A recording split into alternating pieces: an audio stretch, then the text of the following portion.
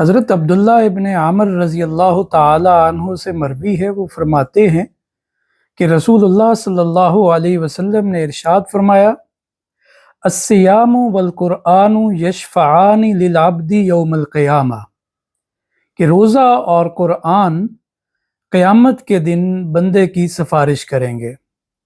روزہ کہے گا، اے ربی منعتہ الطعام والشہوات بالنہار، کہ اے میرے رب، میں نے دن بھر اس بندے کو کھانے پینے اور خواہشات سے روکے رکھا، فشفعنی فیہ، اے میرے اللہ اس شخص کے بارے میں میری سفارش قبول فرما۔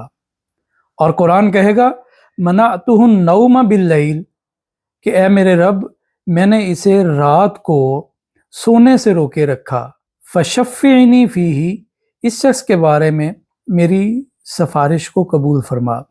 اللہ کے رسول فرماتے ہیں، فیشفعان، ان دونوں کی سفارش یعنی روزے کی اور قرآن پاک کی اللہ کی بارگاہ میں قبول کی جائے گی۔